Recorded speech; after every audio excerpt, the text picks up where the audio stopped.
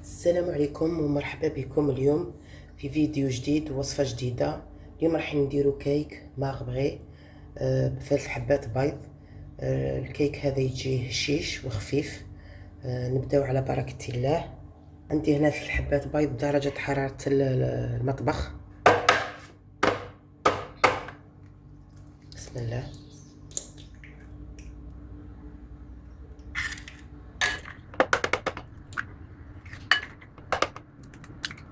نديرو عليهم رشة ملح، نطلعهم شويه بالباتور ومن بعد نبدا نزيد في السكر. عندي هنا كاس قل ربع سكر،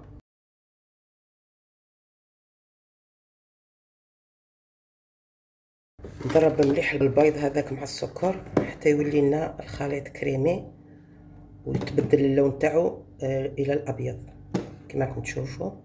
دوك نجيب هنايا كاس قل ربع زيت ونديرو ثاني بالتدريج.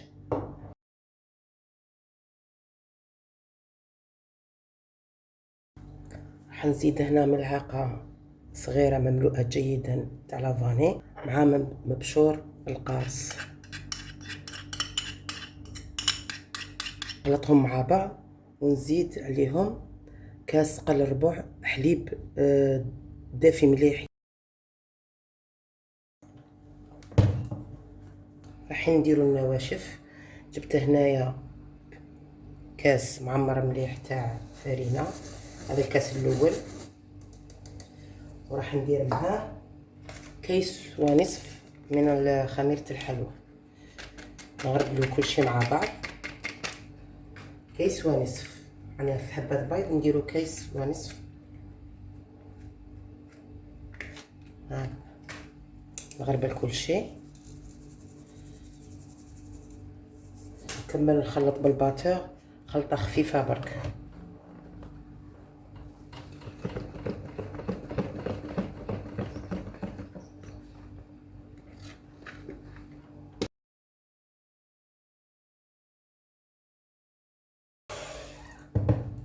حنزيد الفرينه،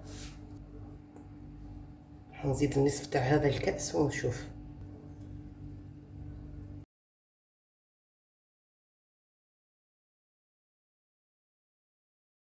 مازال يخصو شويه، راح نكمل انا الكاس هذاك.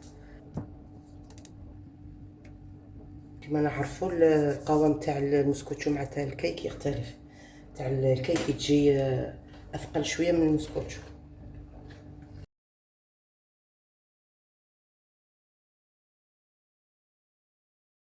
القوام تاعو كيفاه يجي كي نديرو شكل 8 طول باش تختفي. نستغنى على الباتر برك. في الاخير كمحسن راح نديرو مغرف كبيره خل هكذا، ندخلوها غير بالعقل.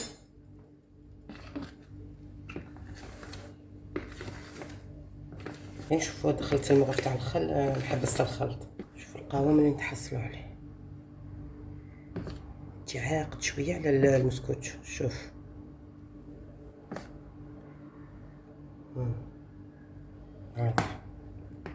راح ندهن المولا كيك تاعي ونكملوا مع بعض. جبت هنايا طبسي، راح نقص فيه القليل من هذا الخليط، مش بزاف.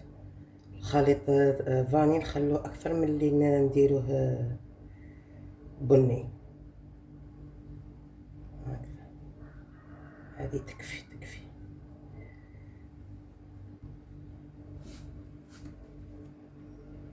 شوفوا البنات، جبت هنا هذه مغرفة كبيرة تاع مسحوق الخروب اللي هو بديل الكاكاو. انا ملي اكتشفت هذا المنتج راني نستعمله غير هو، سيرتو في لي كيك هكذا والمادلين والمسكوتشو كامل راني نستعمل هذا. يعطي بنة روعة وزيت صحي، مليح ندخلوه في اطباقنا اليومية لوليداتنا. هذا ونسي ندخل هذه بودرة الخروب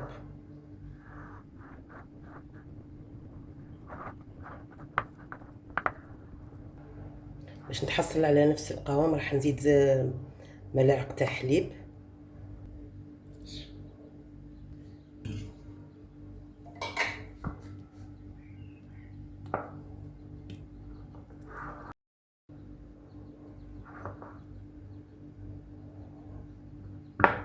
جبت مول هنايا يعني دهنته في الجوانب ودرت له بابي كويسون هكذا على طول المول هذا الطول تاعو 26 والعرض تاعو 11. راح نبدا نوزع الخليط تاعنا طبقه بطبقه، خطره ندير هذا الفاني وخطره ندير شوكو. بسم الله.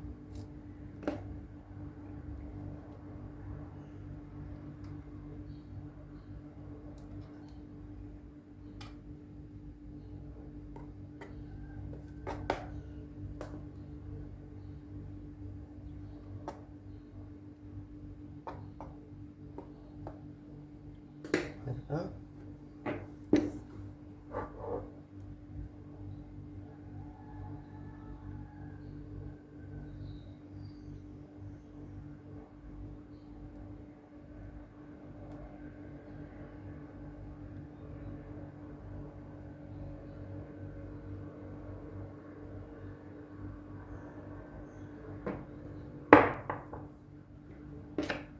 خطره شوكو خطره فاني حتى نكمل كامل الخليط.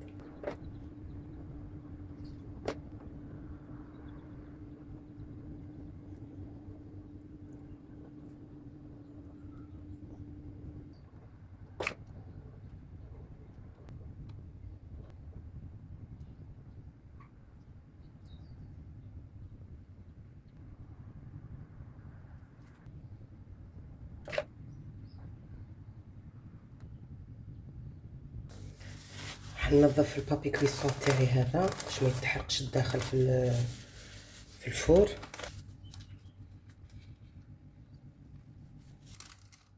نخبط المول تاعي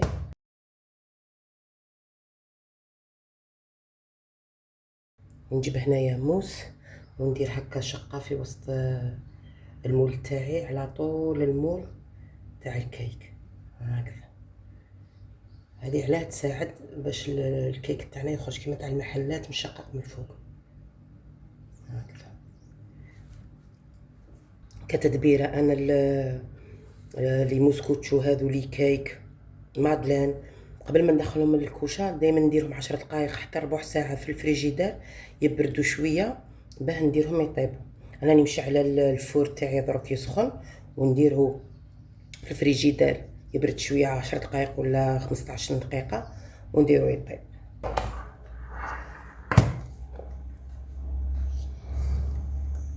هذا هو الكيك تاعي تاع نهار اليوم. هاو طاب هذا حمر ما شاء الله.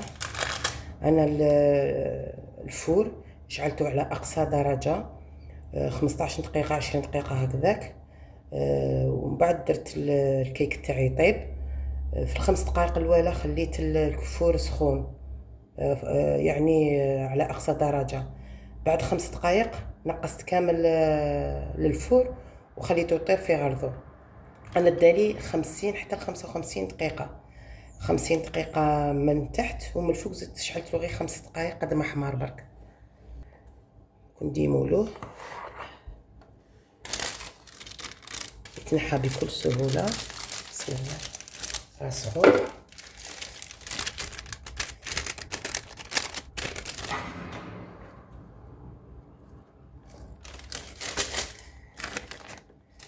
شوف كيف ذهب ما شاء الله. ونزينوه مع بعض. شفت هنايا شويه معجون تاع مشماش ندهنوا الوجه تاعو كامل بالمعجون تاع المشماش. تزيين اختياري كل واحد يزين بواش عنده وبواش يحب. راح نرشو من الفوق شويه نوات كوكو.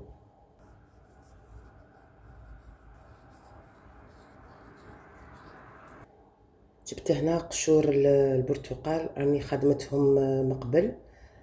نستعملهم انا للتزيين للكيكات هكذا والكاطو سيك. هذو قشور البرتقال راني دايرتهم فيديو سابق من اوائل تاع الفيديوهات تاوعي. رجعوا للقناه راكم تلقاوهم كيفاه عملتهم.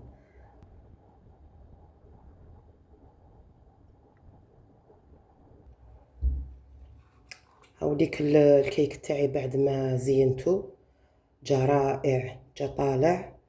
احمر ما شاء الله عليه. طاب لون كامل موحد الله يبارك. وكتزيين هذا القشور تاع البرتقال والله غير زادوا النص، وحتى البنه يعطوا واحد البنه مع الكيك روعه. انا راح نقسم معكم شوفوا كيف جا من الداخل. مالغي راه سخون هو الكيك، عمرك ما تقسميه هو سخون راح يتعجن معاك. خليه يبرد مليح ومن بعد قسميه. بسم الله.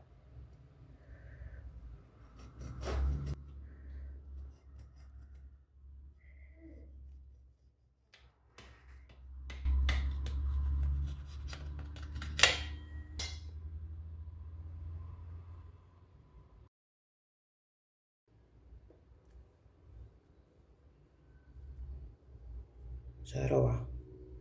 شوف جربوه البنات بوصفة مضمونة بمقادير مضبوطة. نقول لكم البنات تهلاو في رواحكم، والى الملتقى في فيديو اخر ان شاء الله. ان شاء الله تكونوا استفدتوا مليح من هذا الفيديو، ومع السلامة.